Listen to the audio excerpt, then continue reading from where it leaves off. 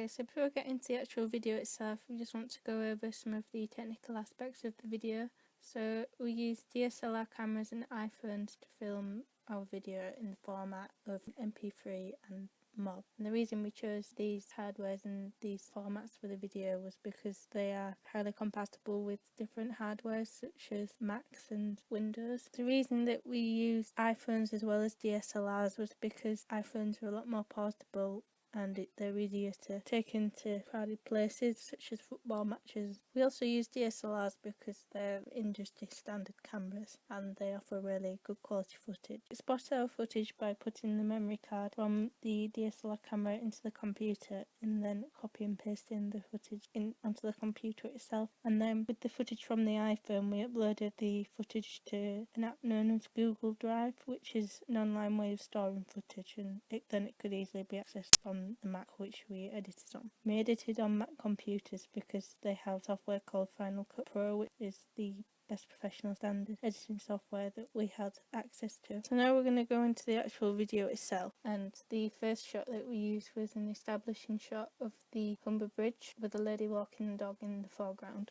And the reason we chose this shot is because the Humber Bridge is iconic to Hull.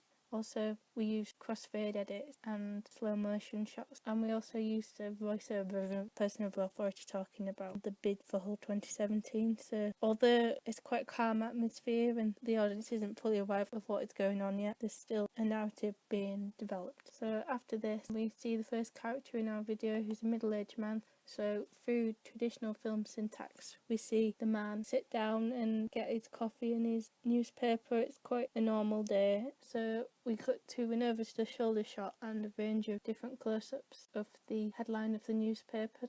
And we used a zoom edit to zoom into the word now to create a sense of urgency for the audience to visit the city. So now we cut to our first location, which is of the Deep, and we have a montage edit of a family going round the Deep, which again started with an establishing shot of the outside of the Deep and then going to the interior scenes. And we chose to have a young child in our video because this is the target audience that the Deep mainly appeals to.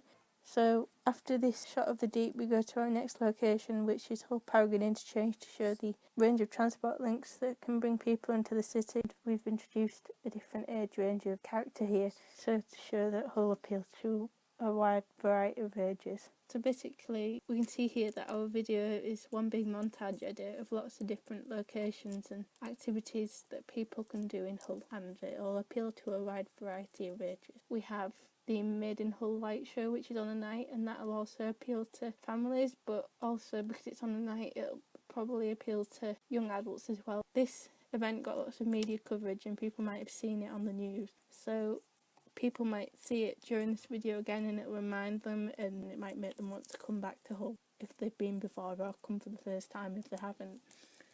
So now towards the end of our video, we have another location, which is the Maritime Museum, which we thought would appeal to an older audience. Now right at the end of the video, we see the man we saw at the start, and it's as if he's just read about all these things in the paper. Through traditional film syntax again, going back out to the establishing shots, it's as if the audience has been brought into the narrative at the beginning, now they're being brought out of it and they're being encouraged to go and experience Hull for themselves. Right at the end of our video, we have the Hull City of Culture volunteers, because they're what make this year what it is. And to end our video, we've got the slogan, "Be a part of history, be a part of Hull," which again reinforces the message that we want to get across. And then we have the hashtag Hull 2017, which will appeal to the younger audiences, specifically teenagers and young adults, because it'll encourage conversation and it'll also get this video shared out to as many people as possible. After the credits, we have the Hull City of Culture logo to reinforce the brand identity of this whole event, and then we have our Freedom Productions logo to show that there is talent in Hull and that people should come and experience it. Overall, the things I liked the most about our final production was the overall quality of the video and the range of different cinematography elements that we included. However, if I was to change anything about our video, it would be that we would include more locations, specifically more nighttime ones, because this is something that we lacked in our video.